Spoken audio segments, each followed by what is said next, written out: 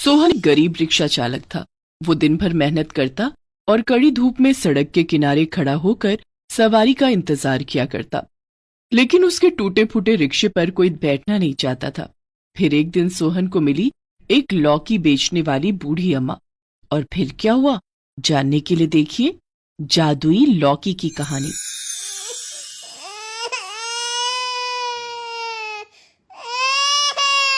सोहन की 5 साल की बेटी मुन्नी जोर जोर से रोए जा रही थी।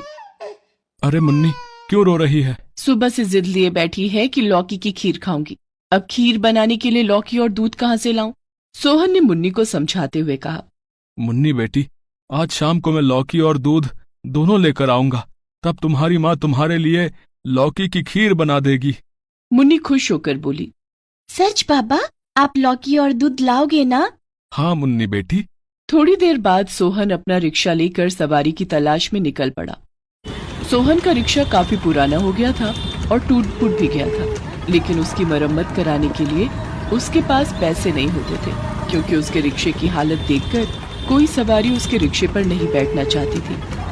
कभी उसे कोई सवारी मिल भी जाती तो वो बहुत कम पैसे देती। मालिक, इतनी दूर लेकर आया हूँ, कम से कम 50 रुपए तो देते। अरे अपने रिक्शे की हालत देखिए हैं? मुझे तो डर लग रहा था कि तुम्हारा रिक्शा कहीं जवाब न दे दे और कोई हादसा ना हो जाए। इसी तरह मेरी जान बची है भाई। उस आदमी ने सोहन को 20 रुपए पकड़ा दिए और चला गया। इस तरह सोहन की कमाई दिन पर दिन कम होती जा रही थी और गरीबी बढ़ती जा रही थी। आज मुन्नी के लिए लौकी और दूध लेकर जाना है, इसलिए सोहन सड़क के किनारे खड़ा होकर सवारियों को आवाज लगाने लगा। आइए आइए, कितनी भी दूर जाइए, सिर्फ 20 रुपए में रिक्शे की सवारी कीजिए, आइए आइए। सोहन काफी देर तक आवाज लगाता रहा, लेकिन उस दिन उसे कोई सवारी नहीं मिली और सोहन की कुछ कमाई नहीं हुई। उदास होकर सोहन खाली हाथ ही घर लौट आया। सोहन के आते ही मुन्नी उसके पास दौड़कर गई और उसके खाली हाथ को देखकर बोली, बाबा, आप ना दूध लेकर आए और ना लौकी। आपने कहा था ना कि आज आप दूध और लौकी लेकर आएंगे। सोहन ने मुन्नी को गोद में उठाकर कहा, अब मेरी प्यारी बिटिया, मैं तेरे लिए कल जरूर से लौकी और दूध लेकर आऊंगा, साथ में मावा भी लाऊंगा। मावा भी? फिर तो लौकी की खीर खाने में बड़ा मजा आएगा। मुन्नी चहकती हुई सोहन की गोद से उतरी और अपने खिलौनों से खेलने लगी। मुन्नी को तो समझा दिया, लेकिन अब खुद को कैसे समझाओगे? घर में खाने के लिए कुछ भी नहीं है, राशन के डिब्बे खाली पड़े हैं, 2 वक्त की रोटी मिल पाना भी मुश्किल हो रहा है। मैं कहती हूँ ये रिक्शा बेच क्यों नहीं देते? कुछ पैसे मिल जाएंगे तो अपना कुछ काम शुरू कर लेना। तुम ठीक कह रही हो मुन्नी की माँ, मैं कल ही ये रिक्शा बेच दूंगा। उस दिन सोहन और उसका परिवार भूखा ही सो गया। दूसरे दिन सोहन रिक्शा लेकर निकला और उसे बेचने के लिए कबाड़ी वाले के पास गया। भैया, इस रिक्शे के 500 रुपए दूंगा। बस 500 रुपए? ये तो बहुत कम है भैया। तुम देख लो भैया, इससे ज्यादा पैसे कोई नहीं देगा। वैसे भी तुम्हारे रिक्शे में जान तो है नहीं, ये किसी के काम का नहीं है। इसके तो 500 रुपए भी बहुत है भैया। सोहन का दिल तो बिल्कुल भी नहीं था कि वो रिक्शा बेचे, क्योंकि वो रिक्शा उसके पिताजी की आखिरी निशानी थी। लेकिन उसके पास और कोई चारा भी नहीं था। वो रिक्शा बेचने ही वाला था कि उसकी नजर सड़क के किनारे बैठकर लौकी बेच रही एक बूढ़ी अम्मा पर पड़ी, जो टोकरी में लौकी लेकर बैठी थी। वो बूढ़ी अम्मा अपनी टोकरी उठाकर सिर पर रखकर चलने ही वाली थी कि उसकी टोकरी टूट गई और सारी लौकी जमीन पर बिखर गई। ये देखकर सोहन से रहा न गया। वो भागकर बूढ़ी अम्मा के पास आया और बोला, अम्मा, तुम्हारी टोकरी तो टूट गई, अब लौकी लेकर कैसे जाओगी?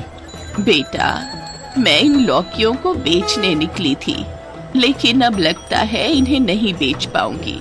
इन्हें यहीं छोड़कर जाना पड़ेगा।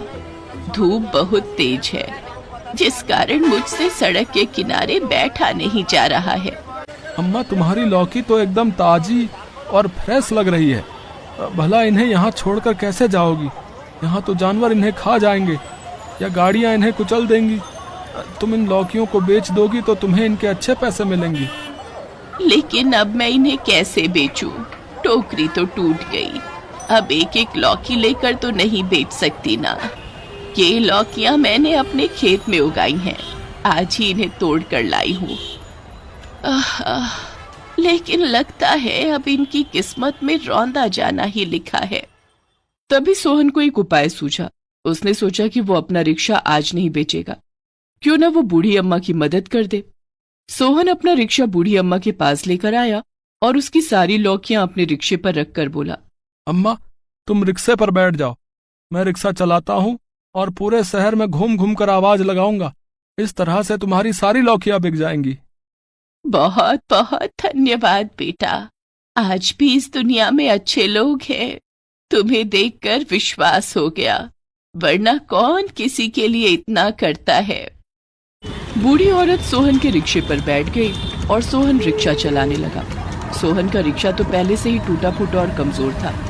लौकियों के बोझ से वो धीरे धीरे चल रहा था। सोहन अपनी पूरी ताकत लगाकर बड़ी मुश्किल से रिक्शे को खींच रहा था, लेकिन उसने हार नहीं मानी और पूरे शहर में घूम घूम कर आवाजें लगाने लगा।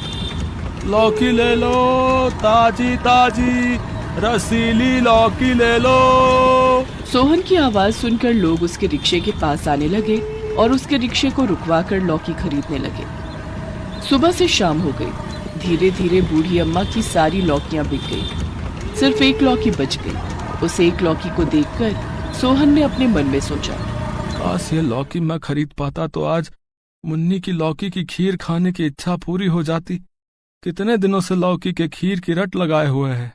लेकिन सोहन के पास उस लौकी को खरीदने के लिए पैसे नहीं थे, क्योंकि सारा दिन उसने कोई सवारी नहीं बिठाई थी। सिर्फ बूढ़ी अम्मा की लौकी बेचता रहा और इस काम के लिए वो बूढ़ी अम्मा से पैसे नहीं लेना चाहता था। सोहन ये सोच ही रहा था कि तभी बूढ़ी औरत ने कहा, बेटा, अब मुझे मेरे घर छोड़ दो। हाँ अम्मा, मैं अभी तुम्हें तुम्हारे घर पहुंचा दूंगा, तुम बस रास्ता बताती जाना है। बूढ़ी औरत सोहन को रास्ता बताने लगी और थोड़ी देर के बाद उसका घर भी आ गया। बूढ़ी अम्मा रिक्शा से उतर गई। बूढ़ी अम्मा को उनके घर छोड़कर सोहन जाने लगा। अच्छा अम्मा, अब मैं चलता हूँ। बूढ़ी अम्मा के पास जो एक लौकी बची थी, वो लौकी उन्होंने सोहन को देते हुए कहा, रुक जा बेटा, ये लौकी तो लेता जा। नहीं अम्मा, तुम्हारे पास तो कुछ भी नहीं बचा। तुम रात में क्या खाओगी? तुम इस लौकी की सब्जी बनाकर खा लेना। बेटा, ये लौकी मैंने तेरे लिए ही तो बचा कर रखी थी। इसे अपने घर ले जा। आज से तेरी सारी परेशानियां दूर हो जाएंगी। सोहन हैरानी से अम्मा की ओर देखने लगा। बेटा, ये कोई साधारण लौकी नहीं है, ये जादुई लौकी है।